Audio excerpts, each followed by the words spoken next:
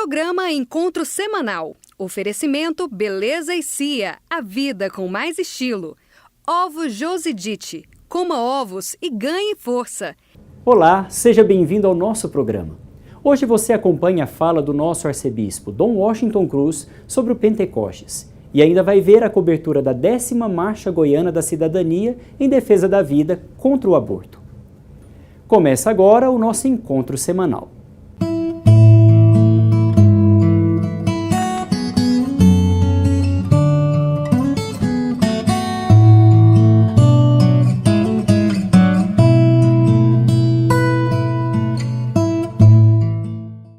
A Igreja promove todo segundo sábado de cada mês a reunião arquidiocesana de pastoral.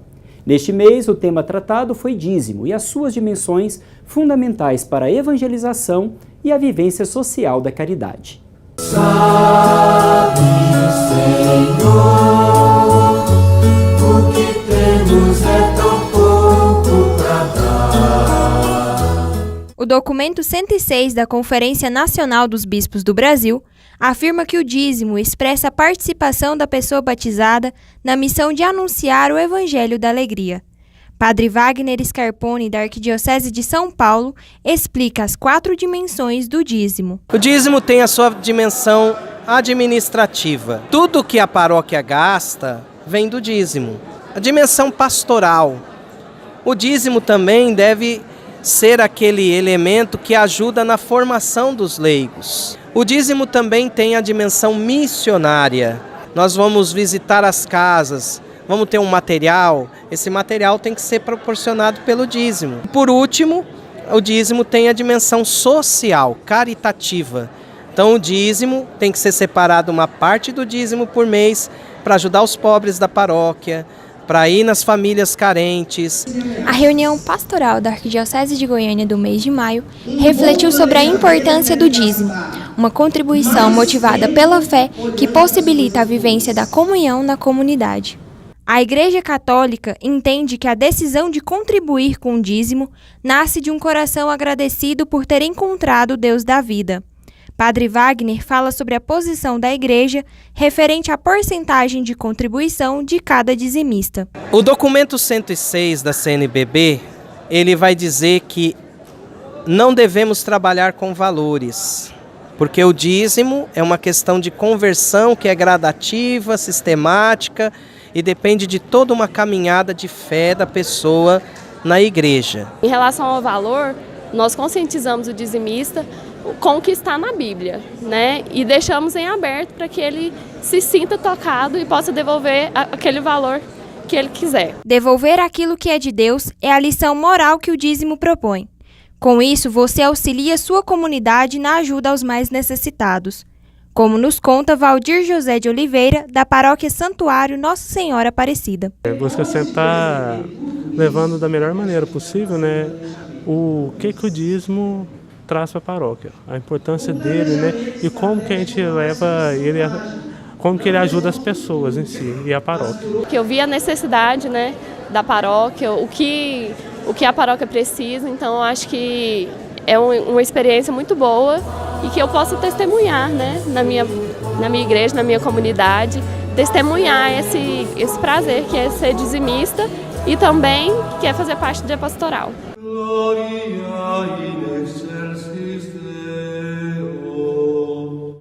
Deus infinito, soberano, é amor. Amor não solitário, mas um amor família. Deus é família, é Pai, é Filho, é Espírito Santo. Deus, desde toda a eternidade, gerou um Filho que nos foi dado e veio nascido da Virgem Maria. O amor entre o Pai e o Filho é o Espírito Santo. E nós costumamos todos os anos celebrar a festa de Pentecostes, que relembra o dia em que os apóstolos receberam o Espírito Santo. O Espírito Santo foi anunciado longamente antes de ser conhecido de maneira mais perfeita pelos crentes. Foi anunciado no Antigo Testamento e depois Jesus falou dele com mais propriedade e disse que o Espírito Santo iria ser derramado sobre os crentes e que iria recordar todas as coisas que ele havia ensinado. O Espírito Santo, nesse sentido, é a memória de Deus. Nós, pelo Espírito Santo, nos lembramos de tudo aquilo que Cristo nos ensinou. Sem o Espírito Santo, nós seríamos completamente ignorantes. Não saberíamos dizer nem Pai, como diz o próprio São Paulo. A gente diz Pai Nosso porque é levado pelo Espírito Santo. Que Deus abençoe todas as pessoas que na festa de Pentecostes sabem levar seu Espírito e agradecer ao Divino Espírito Santo, dom do Pai e do Filho.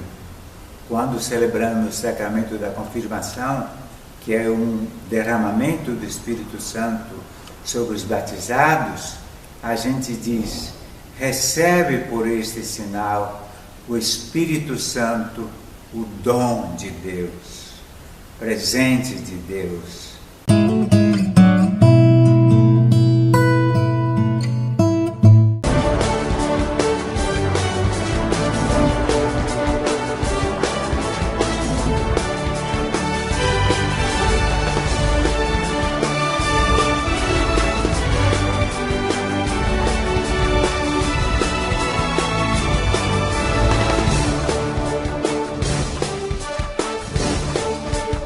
Ovos Josedite. Qualidade e saúde para a sua vida. Preview.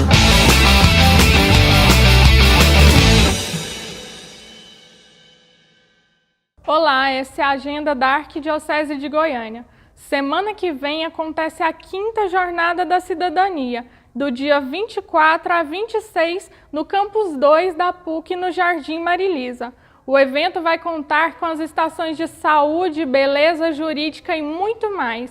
Gostaríamos de destacar também, durante a jornada, a missa solene em louvor à padroeira de Goiânia, Nossa Senhora Auxiliadora, no dia 24, às 9 horas. E no dia 26, o Café com Prosa, uma conversa com comunicadores, a partir das 8h30 da manhã.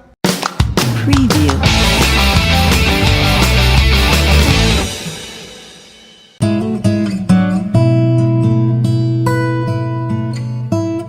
Hoje, no quadro As Razões da Fé, temos um vídeo enviado por Isabela Garcia, da Paróquia Sagrado Coração de Jesus. Olá, padre. A pergunta que eu tenho é como ocorre o processo de confissão, tá bom? Tchau, tchau. Ao longo da história da Igreja e na sua prática, o ministério da reconciliação é realizado mediante os sacramentos do batismo e da penitência.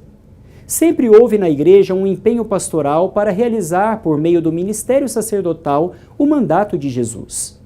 A quem perdoardes os pecados, serão perdoados. A quem os retiverdes, lhes serão retidos.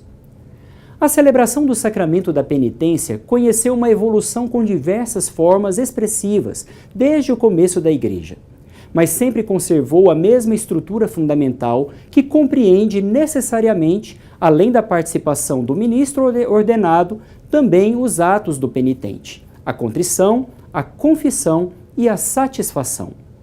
Às vezes nos motivamos ao arrependimento por causa do sentimento de imperfeição que o pecado nos causa, ou até mesmo por causa das consequências que o pecado gera em nossa vida.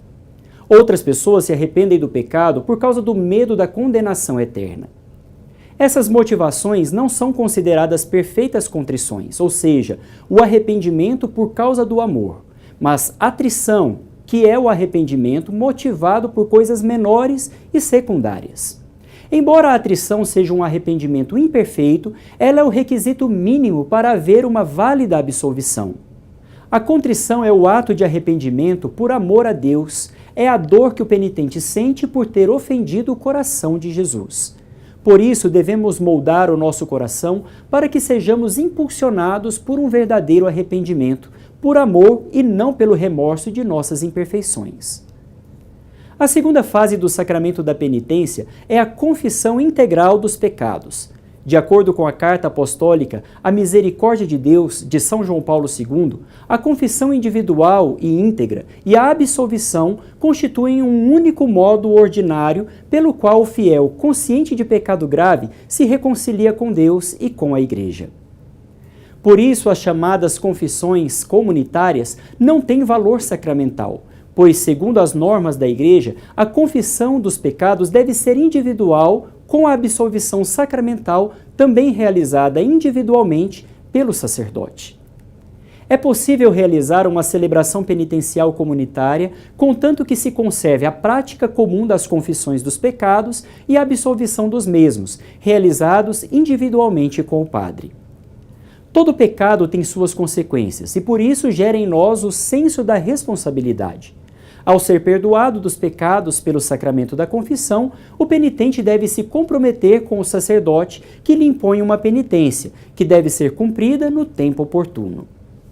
Feito este caminho, o fiel que confessa os seus pecados recebe o perdão e a paz, e passa a merecer, pela misericórdia divina, o céu, a pátria dos santos. Participe você também do quadro As Razões da Fé. Envie para nós um vídeo com a sua pergunta para o WhatsApp do programa Encontro Semanal, 99174-9290.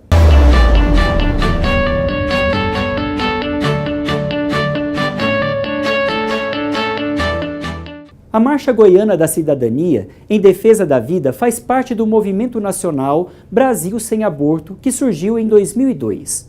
Na Arquidiocese de Goiânia, o movimento realiza a sua 10ª edição. Eu tô feliz, mãe, você ainda nem deve saber. Sou pequeno, mas estou aqui. Com o tema Vida para Viver, foi realizada na tarde da última quinta-feira a 10ª Marcha Goiana da Cidadania em Defesa da Vida contra o Aborto. Lourivan Macedo, presidente do Comitê Goiano da Cidadania em Defesa da Vida, fala sobre o objetivo do evento. Para defender a vida humana desde a concepção e lutar contra a legalização do aborto no Brasil de forma pacífica, ordeira e ativa. Os participantes caminharam pelas ruas do centro de Goiânia para sensibilizar a população e buscar reivindicação do Congresso Nacional para a aprovação do Estatuto do Nascituro. São várias reivindicações. Uma delas é pela aprovação do Estatuto do Nascituro, que é um projeto de lei que está tramitando na Câmara Municipal desde 2007. Então são 11 anos que esse projeto de lei está na Câmara dos Deputados.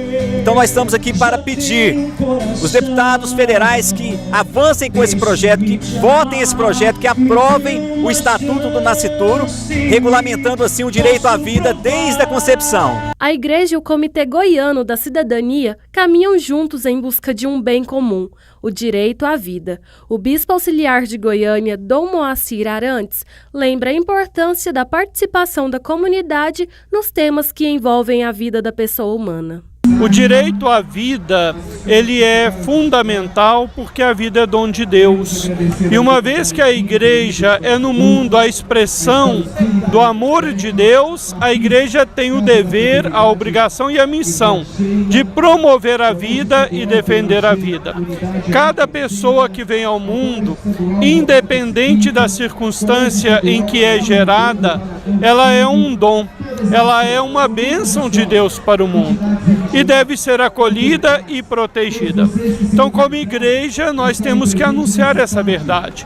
A vida é dom de Deus, a vida ela é fundamental para o progresso de qualquer sociedade. Ainda há muitos desafios para a concretização do objetivo, como conta Denise Vilela, presidente do Núcleo Gerar Vida. A maioria das pessoas da sociedade são a favor da vida e contra o aborto. E aí nós estamos mostrando que nós somos a favor da vida. A mídia, ela joga muito a questão do aborto, da legalização, que a maioria das pessoas são a favor da legalização do aborto, mas não é verdade. Aí nós estamos mostrando, através dessa manifestação, que somos a favor da vida. A primeira marcha goiana da cidadania em defesa da vida contra o aborto aconteceu em 2009 e em setembro de 2016 tornou-se parte do calendário de eventos da cidade de Goiânia. Os 10 anos da marcha contra o aborto comemora as conquistas de uma luta em favor da vida humana. Nós tivemos uma excelente conquista em 2011, que foi a eliminação do projeto 1135, que estava na Câmara dos Deputados, tramitando desde 1991. Em 2011, então, esse projeto foi extinto. Isso graças às manifestações que aconteceu em todo o Brasil. E Goiânia contribuiu para que esse projeto de lei fosse extinto, que era um projeto de lei que propunha a legalização do aborto. Então isso foi uma grande conquista do movimento Brasil Sem Aborto. Deixe-me nascer, já tenho um coração. Deixe-me te amar, dê uma chance.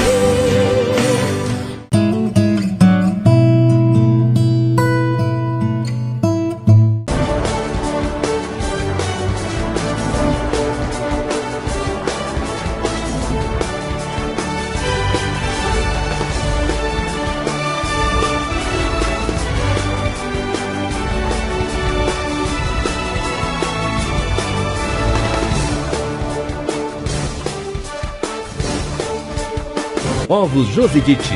Qualidade e saúde para a sua vida. Preview.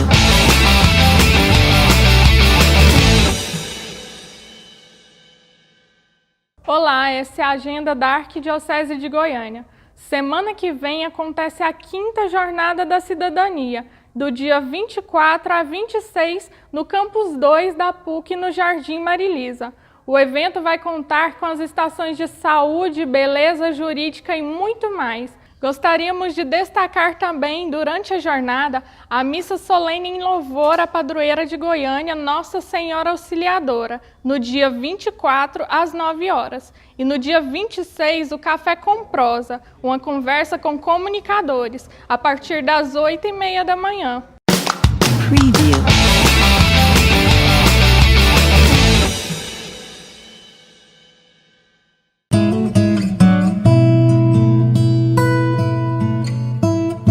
Hoje no quadro Arquidiocese Entrevista, Fúvio Costa conversa com Guilherme K2, coordenador-geral do site Santa Carona, sobre um tema muito atual, as fake news.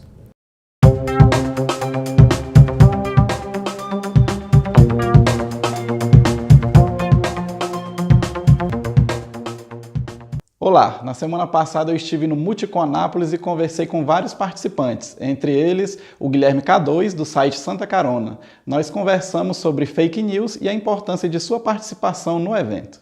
Foi fantástico e eu acredito que a partir do momento que a igreja abre as portas para que pessoas com a capacidade técnica, de trabalhar a comunicação possam entrar na evangelização, nós favorecemos para que mais pessoas tenham acesso a Jesus Cristo, Nós temos vivenciado agora um fenômeno da internet e, igual eu tenho falado aqui no evento, para mim a internet é um espaço. Do mesmo jeito que os jesuítas evangelizaram a América, alguém tem que evangelizar a internet. Ela não é simplesmente um veículo, ela é um local. E nós precisamos que a Igreja Católica seja cada vez mais presente na internet, para que assim ela possa fazer como fez ao longo da história, embebedar essa internet com verdade, para que as pessoas possam cada vez mais se tornar melhores e assim nós possamos revolucionar de novo a sociedade como a Igreja tem feito há 2000 anos. As fake news, elas têm crescido de uma maneira que é impossível controlar, Então, é meio complicado a gente ir pontualmente de fake news em fake news tentando desmentir. Eu acho que a melhor forma que nós temos para fazer isso é aumentar a credibilidade em nós a respeito daquilo que nós publicamos, com um conteúdo bom tecnicamente e também verossímil, para que as pessoas possam confiar mais naquilo que nós publicamos e assim, com essas notícias, notícias, nós possamos combater essas fake news. É como se fosse o joio e o trigo, né? A fake news está lá misturada com as notícias reais. Então, como que a gente vai poder podar uma por uma? É melhor a gente deixar elas crescer e assim nós, com o nosso bom trabalho, nós possamos permear a internet com um conteúdo melhor, né? Conheça Goiânia. Participe do Multicom 2019.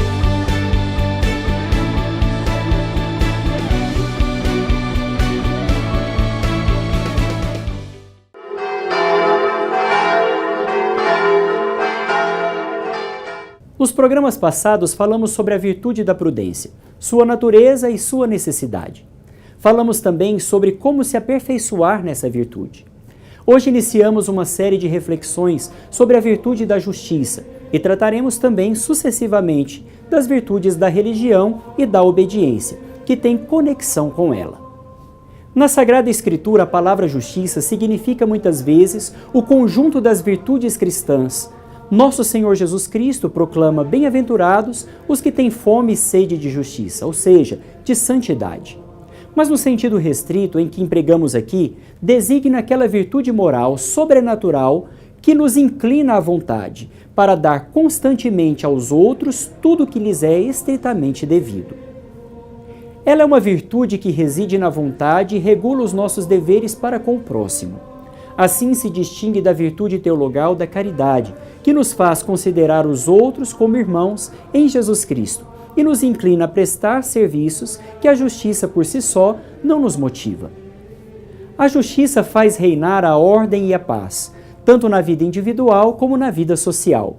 Isto porque respeita os direitos de cada um, solidifica a honra nos negócios, reprime as fraudes, protege o direito dos pequenos e humildes, evita os roubos e as injustiças dos fortes, e assim estabelece a ordem na sociedade. Sem ela seria a anarquia, a luta entre interesses rivais, a opressão dos fracos pelos fortes, o triunfo do mal. Se a justiça natural é tão alta, quanto mais excelente deve ser a justiça cristã, pois ela é uma participação da justiça do próprio Deus. Quando o Espírito Santo a comunica, a faz penetrar até as profundezas da nossa alma, nos protegendo contra a corrupção e aumentando em nós a solicitude pelos direitos dos outros. A virtude causa na alma do justo uma aversão não somente com relação às injustiças, mas também contra as menores indelicadezas. Na prática, a virtude da justiça se distingue em duas espécies principais: a justiça geral, que nos obriga a dar para a sociedade o que lhe devemos, e a justiça particular, que nos faz dar aos indivíduos o que lhes pertence. A justiça geral é também chamada de justiça legal, porque se fundamenta na exata observância das leis, nos obriga a reconhecer os grandes benefícios que ela nos impõe e prestando-lhe serviços que ela espera de nós. Como o bem comum prevalece ao bem particular, existem casos em que os cidadãos têm obrigação de sacrificar uma parte de seus bens, da sua liberdade e até mesmo de arriscar a própria vida em defesa da vida comum. Por outro lado, a sociedade tem deveres iguais para com seus cidadãos. Ela deve distribuir os bens sociais e os cargos não conforme o capricho e o favor das autoridades, mas segundo a capacidade de cada cidadão, levando em conta as regras da igualdade. A todos deve proteger e assistir, para que sejam garantidos os direitos e interesses essenciais de cada cidadão. O favoritismo para com uns e a perseguição para com outros são abusos contrários à justiça distributiva que as sociedades devem ao povo. A justiça particular, que regula os direitos e deveres dos cidadãos entre si, deve respeitar todos os direitos. Não somente o direito de propriedade, mas ainda os direitos que eles têm sobre os bens do corpo e da alma, vida, liberdade, honra e fama.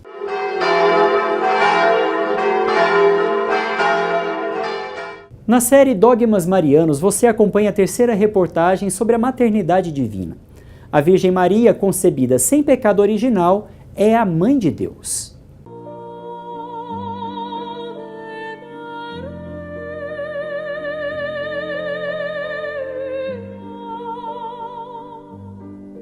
Theotokos é o nome grego dado à doutrina acerca do dogma de Maria, Mãe de Deus. Como explica a irmã Raquel Mendes Borges, especialista em filosofia medieval e teologia bíblica. A igreja, quando discutiu a natureza de Jesus, entendia que Jesus tinha duas naturezas, a humana e a divina. Então, quando se pensou a natureza humana e divina, se pensou no ser de Cristo. E a partir desse ser, então, se afirmar, ela é mãe de Deus, do divino, ou mãe do homem, né? O homem Cristo que teria nascido. Se constituiu então que Jesus compõe, né, tem em si uma só pessoa com duas naturezas, onde a natureza divina nunca deixou de ser em Jesus. Então ela constitui-se mãe, ela é de fato mãe de Deus, porque Jesus é uma só pessoa com as duas naturezas, onde a natureza divina permanece na humana. Então ela é mãe de Deus, Theotokos. Contemplando o mistério da maternidade divina, a Igreja compreende sua dimensão materna de gerar e criar filhos na fé e exercer a solidariedade para todos os seres humanos, a começar dos que mais necessitam. Todo aquele que adere a Cristo, todo aquele que se diz cristão, deveria por si, por natureza, reconhecer a mãe do Cristo, a mãe de Deus, aquele instrumental que Deus quis usar. Não foi por escolha dela, não foi por escolhas também humanas, foram por escolhas divinas, né, no processo de salvação histórico. Definida pelo Concílio de Éfeso no ano 431, Maria é mãe do Filho de Deus encarnado, da pessoa inteira de Jesus Cristo. E sua relação com a Trindade ajuda a compreender essa dimensão materna. Então, Maria na Santíssima Trindade, ela é presente através do Cristo, né? Ela não é membro da Santíssima Trindade, 3 são 3, não são 4, né? Então ela está ali ao lado. Quando olhamos, é a imagem mais comum que nós temos, né? A devoção ao Divino Pai Eterno sempre está lá presente, aquela imagem da Virgem Maria sendo coroada, né? Então é a Trindade quem coroa, é a Trindade que mostra que ela é uma pessoa escolhida pelos três. Então ela está lá presente entre os três porque a missão da Trindade passou por ela. Então é como se a Santíssima Trindade dissesse para todos nós, não é? Eu escolhi e vocês fazem parte dessa escolha de filhos. Como nós hoje, quem de nós escolheu a mãe? Maria foi preservada do pecado original em função de sua missão singular da história de salvação. Ela permaneceu virgem em sinal de sua consagração total ao projeto salvífico. Um cristão hoje, seja ele de qual denominação religiosa for, não reconhecer a mãe é negar um projeto divino. Não é um projeto da Igreja Católica, não é um projeto do Papa, não é um projeto de um padre, não é um projeto de alguém que tem uma devoção à Virgem Maria, à Mãe de Deus. É um projeto do próprio Senhor, que a escolheu, a instituiu mãe de Cristo, portanto mãe de todos aqueles que aderirem e inserirem-se em Cristo, seja ele qual denominação religiosa. No nosso caso, católicos, né, batizados, enxertados em Cristo, é inviável um cristão não se dizer filho e então, com todo o amor e devoção que se tem a uma mãe, voltar-se às orações e à vida, contando com a presença materna da Mãe de Deus, nossa mãe. Chegamos ao final de mais um encontro semanal. Em comunhão com a Igreja, invoco sobre você e sua família o dom do Espírito Santo dado a nós no dia de Pentecostes. Deus te abençoe e faça de você um verdadeiro missionário do Senhor. Você pode nos acompanhar pelo Facebook e Instagram e ainda assistir todas as edições do nosso programa no YouTube da Arquidiocese de Goiânia. Nos vemos na próxima semana no nosso encontro semanal.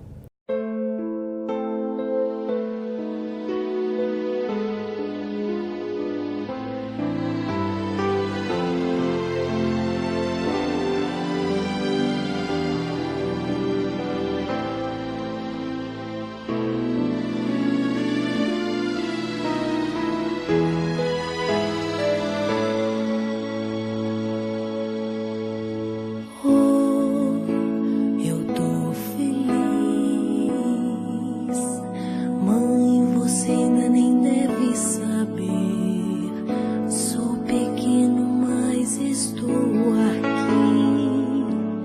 No próximo programa você vai ver a cobertura do encontro de crismandos e crismados que vai ser realizado no Santuário da Sagrada Família e ainda acompanha o último episódio da série Dogmas Marianos. Participe também do programa Encontro Semanal, todo sábado às 8h30 da manhã e às 17 horas aqui na PUC TV. Programa Encontro Semanal. Oferecimento Beleza e Cia, a vida com mais estilo. Ovos Josidite. Coma ovos e ganhe força.